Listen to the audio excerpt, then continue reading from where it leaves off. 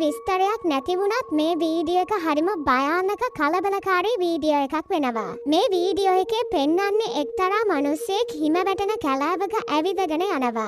දැන් මේ මිනිහයා කරන මෝඩම වැඩේ තමයි මේ වගේ රාත්‍රී කාලයක තනියම මේ වගේ තැනක ඇවිදින්න යන එක.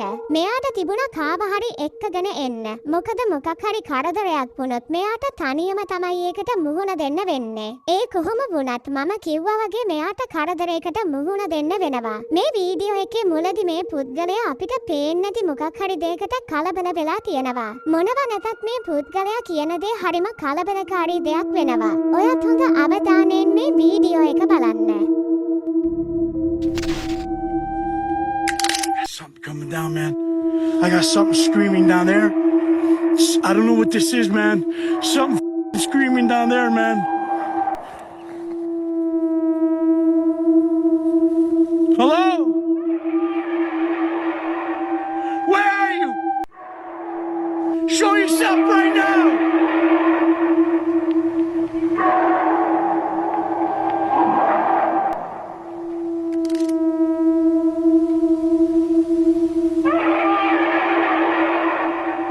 Something big moving in there, man.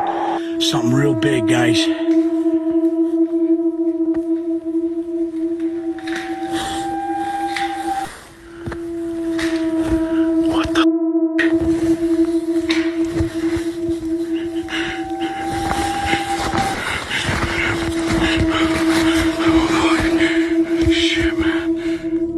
මේ වීඩියෝ එකේ එක්තරා කොටසක ඔයා හොඳ අවධානයෙන් බැලුවොත් ඔයාට පේනවා දිලිසෙන ඇස් දෙකක්.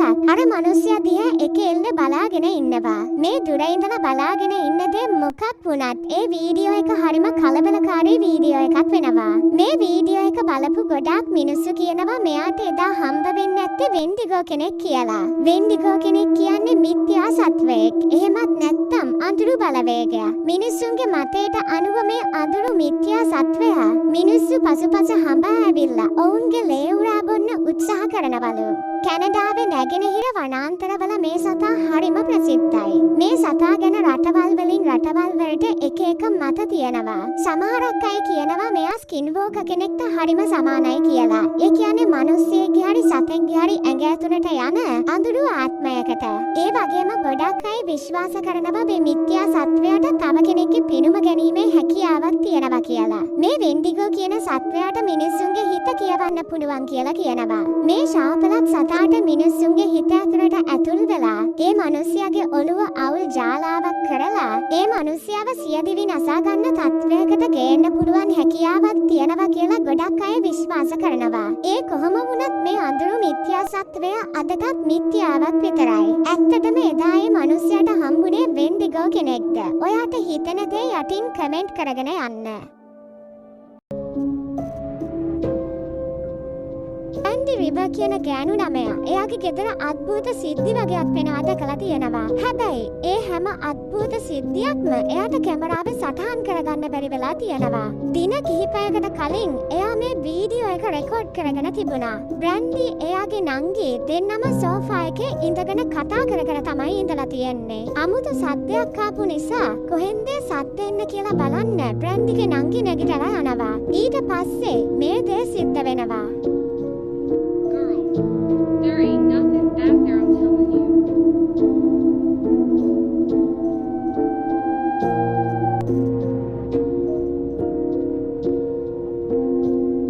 Nothing back there, right? There's never... Oh my God! මේ දේ සිද්ධ වෙන්නේ ඒ ගෙදරම වෙනත් තැනක. හැබැයි මේක චෙක් කරන්න යන්නේ බ්‍රැන්ඩි. මේ සිද්ධි දෙක එයාලට වුණ සිද්ධි ගොඩකින් දෙකක් විතරයි. කොහොම වුණත් වෙනත් වෙලාවක මීටත් වැඩිය අద్භූත සිද්ධියක් කැමරාවේ සටහන් වෙනවා. බ්‍රැන්ඩි එයාගේ ළමයි එක්ක ඩිනර් එකකට ගිහිල්ලා ගෙදර එද්දී එයා දකිනවා එයාගේ කාමරේ ලයිට් එක දාලා තියෙනවා. මේ තියෙන්නේ ඒ වුණ සිද්ධිය.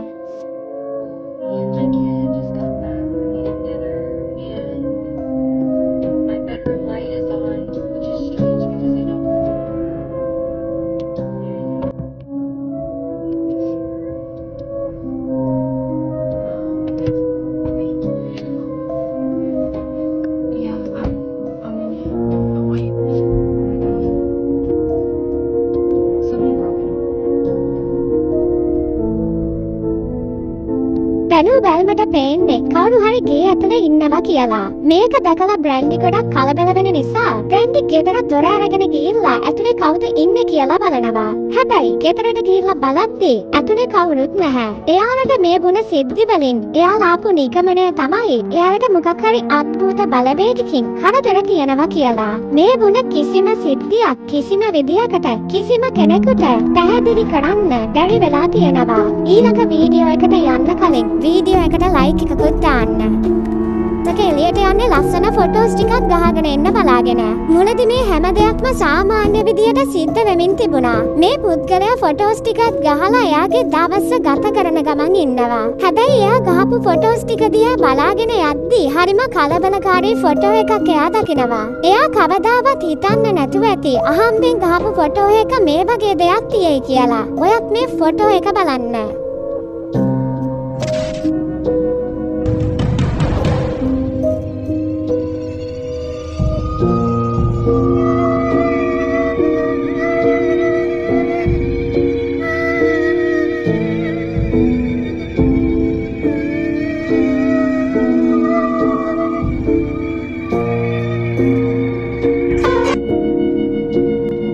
මේ ෆොටෝස් ගොඩ අතරතුරින් එක්තරා ෆොටෝ එකක හරිම කලබලකාරී දෙයක් තියෙනවා. මේ ෆොටෝ එක zoom කරලා බැලුවොත් අපි හැමෝටම පේනවා මොකක් හරි පුංචි කළු පාට ඡායාවක් වගේ එකක් ඉස්සරහට ඇවිදගෙන යනවා. ඒ වගේම මේ ඡායාව මොකක් වුණත් මේක ඇවිදින විදිය මොකක් හරි අමුත්තක් තියෙනවා. මේ ෆොටෝ එක ගහපු පුද්ගලයාත් කියන්නේ එයාත් එක්ක වෙන කවුරුත් එදා එතන හිටියේ නැහැ කියලා. මොනව නැතත් බැලූ බැලමට මේ ෆොටෝ එක හරිම කලබලකාරී ෆොටෝ එකක් වෙනවා. මේක සමාජ මාධ්‍යවලට දැම්මට පස්සේ ගොඩක් අය එක එක විදිහේ මත දරලා තිබුණා. ඒ කොහොම වුණත් ඔයා මේ දේ ගැන මොකද හිතන්නේ? අනිවාර්යෙන් යටින් කමෙන්ට් එකක් දාන්න.